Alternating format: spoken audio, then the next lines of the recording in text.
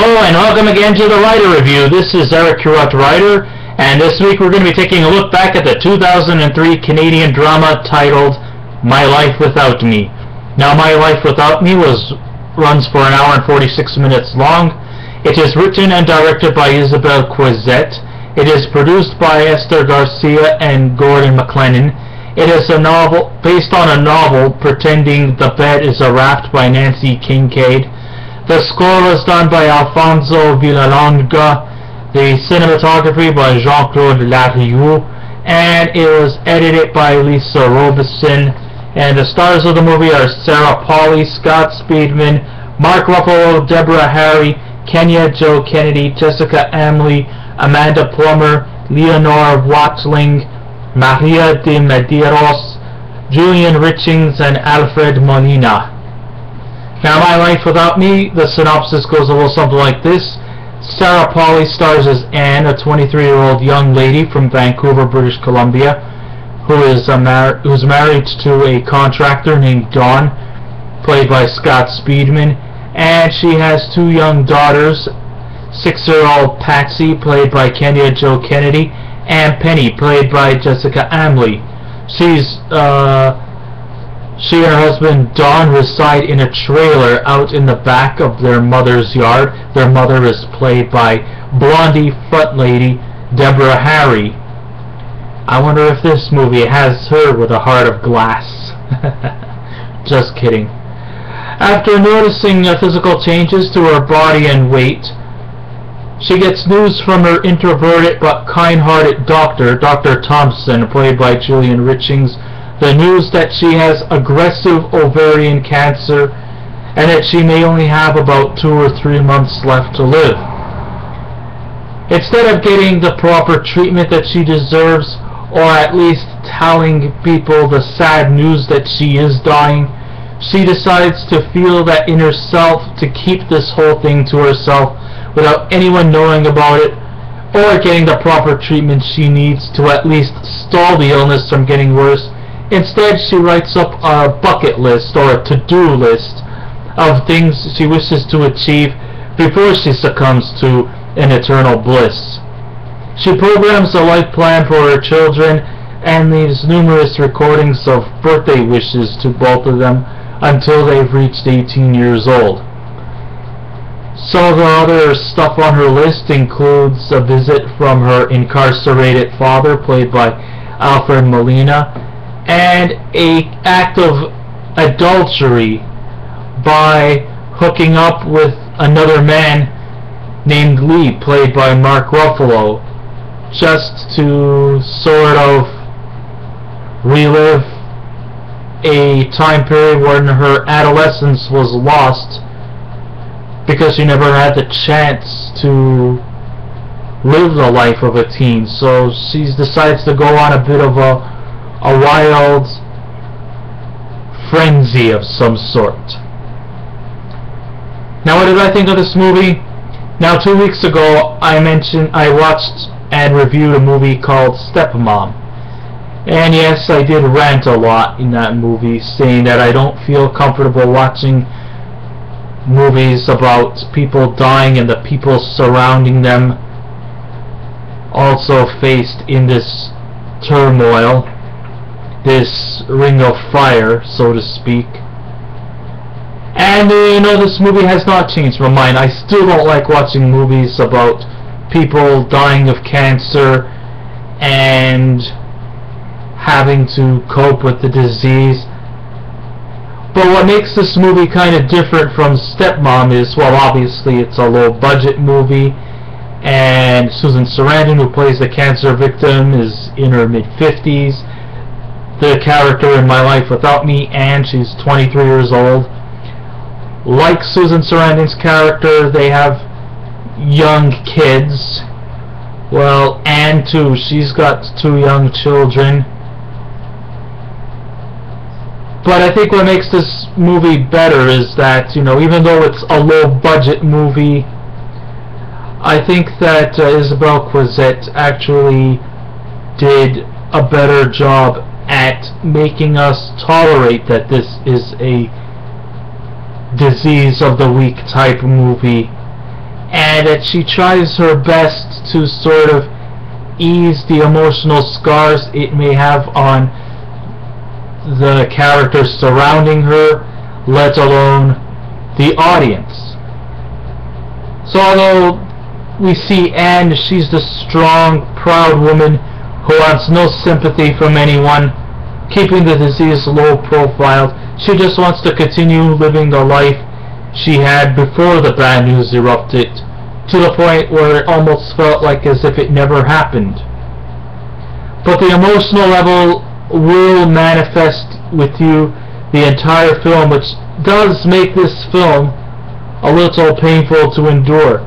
Not as much as Stepmom, but still just as, painful. It's still a painful movie to watch. I don't want to watch a movie really about somebody getting sick and dying. You want to be entertained, you want to be intrigued. So this movie is a tearjerker, but one of the things is that it's not too overly sentimental. And, you wish that Anne would hopefully, accomplish the things she had put on her list. Maybe even add a few more things to the list that was not put on there. She just wants to ease the pain for herself and the pain for others. And I think that's actually quite an inspiring thing that she's doing. Coixet refrains from making this film fall into the deep streams of melancholy integrity, no matter how sad this movie is, and does everything in her power to keep us from reaching into our tissue boxes to dry our eyes. Sure, we feel the pity for Anne, but we also praise her for the decisions she makes, though at times it can be quite foolish. But she manipulates her audience into not to feel overtly sad when her death draws near, while not encouraging every decision she has planned out for her. In a way, My Life Without Me can be like a coming-of-age film about a woman finally given the things she always wanted to do but never had a chance to do in her youth. After all, hey, she got pregnant when she was in her mid-teens. Her husband was the first man she ever fell in love with and never kissed. His job seems on and off at times, and his money is very tight, while Anne has this menial job working as a janitor at a local college. She's not particularly on a happy relationship with her mother, who her mother thinks is just a failure in life. She never had the opportunity to experience youth, because these chains of events had held her back, and she had missed out on quite a lot, because she had to grow up rather early. She had a child when she was about maybe 16, 17 years old. She never really experienced what it's like to be an adolescent, and now that she's dying, she wants to experience it. Her bucket list at times seems to be quite logical, like recording birthday messages to her daughters until they reach the age of 18. She believes that when she passes on, her neighbor, played by Leonor, Watling, would make a great wife for Dawn. She pays a visit to her incarcerated father for at least one last time because she hasn't seen him in 10 years. And she also wants to have a new pedicure and a new hairdo. But then again, some of her other stuff in life does not seem to lack logic. I mean, going out to commit an act of adultery by falling in love and sleeping around with another man, eating whatever the hell she wants, drinking and smoking. I mean, some of the things that she has on this list is quite alright, but I'm not really too much in favor for promiscuity, adultery, drinking and smoking, and eating excessive junk food, just so that she could live in this paradise called life because she only has very little time left. So I'm kind of a bit hit or miss with the decision she makes, and it seems quite bizarre. She also she's sleeping around with another man behind her family's back, which to me is absurd. I mean, okay, the guy is a lonely person by the name of Lee, played by Mark Ruffalo, and, you know, he seems like a down-to-earth, nice guy and all. But what she's doing is backstabbing towards this poor soul. She's already a married woman and has a husband and 2 daughters. And to make matters worse is that she's not even telling him that that she's got cancer. And she's also keeping this secret affair to herself without even mentioning it to her husband or her daughters. So in some ways she's doing some good things, but then there are also things that she's doing which is quite absurd, condescending, and even at times pretty selfish. There are many scenarios that seem to at times lack in harmonious fashion. There are some quirky characters that contribute to the much needed comic relief from this rather sentimental story. Other characters really offer no special purpose. Mark Ruffalo's character was not really needed because she's committing an act of dishonesty and distrust. I mean, when you're dying and when you have cancer, you must be more open out to your family and spend more quality time with your family, not go out and party and commit acts of adultery. And, you know, if she would have been an honest person, we would have not needed Mark Ruffalo's character Lee. The other people who top the supporting list are Amanda Plummer. She plays Laurie's friend and co-worker, who seems to have a fixation about her weight and dieting. Portuguese actress Maria de Medeiros. She was wonderful as the hairdresser, who seems to be somewhat fixated with Milli Vanilli. Huh, I wonder why. I mean, they're just a couple of frauds.